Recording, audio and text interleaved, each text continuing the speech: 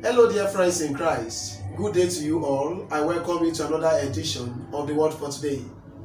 It is my pleasure to introduce to you Reverend Father Victor CHUKS, NWABUEZE, OMV. Stay tuned and stay blessed.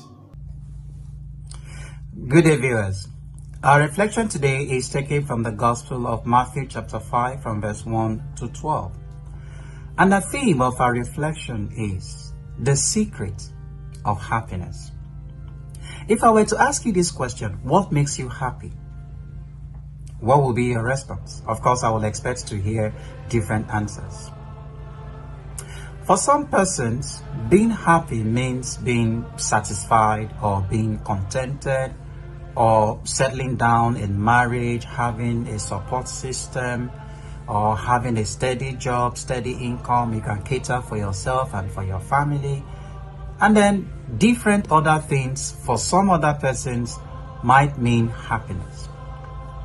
Today, people are in search of happiness. And going after happiness or going in search for happiness, you get to see that we get our hands into some things that we think will bring us happiness, but at the end of the day, it makes us empty. What exactly is the secret to happiness?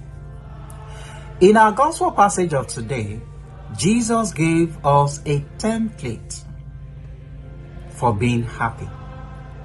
He says, "Blessed are the poor in spirit, for theirs is the kingdom of heaven. Blessed are those who mourn, for they shall be comforted. Blessed are the peacemakers, for they shall be called children or sons of God. Blessed are the pure in heart, for they shall see God." Now, when you look at these beatitudes, you begin to wonder, how can one be happy by being poor in spirit? How can one be happy by mourning? How can one be happy by thirsting or being hungry for justice, for righteousness? How can one be happy when you are persecuted, when you are reviled? Jesus is saying, be happy, rejoice, for your reward is great in heaven.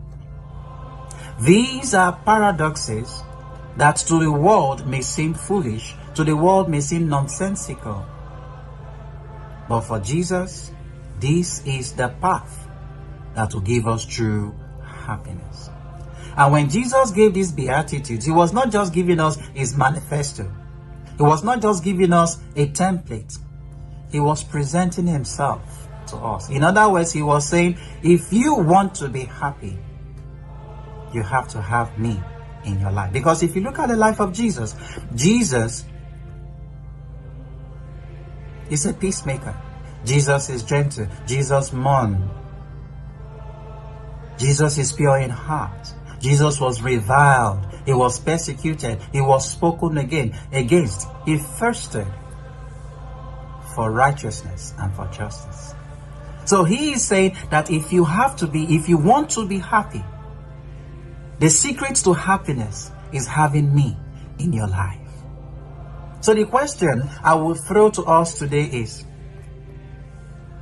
do you have Jesus in your life? Or should I say, are you truly happy?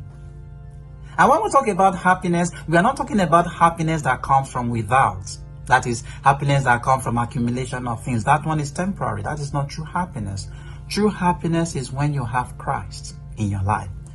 As a friend of mine will say, if you are not in Christ, you are in crisis. Dear brothers and sisters in Christ, Jesus wants our genuine happiness. And that genuine happiness is what the world will call foolishness, is what the world will call nonsensical, because to the world it doesn't make sense. But for the kingdom of heaven, that is what is called true happiness. Our reward will not be here on earth, our reward will be in heaven. Once again, are you happy? If you are not happy, do you have Jesus? If you don't have Jesus, why?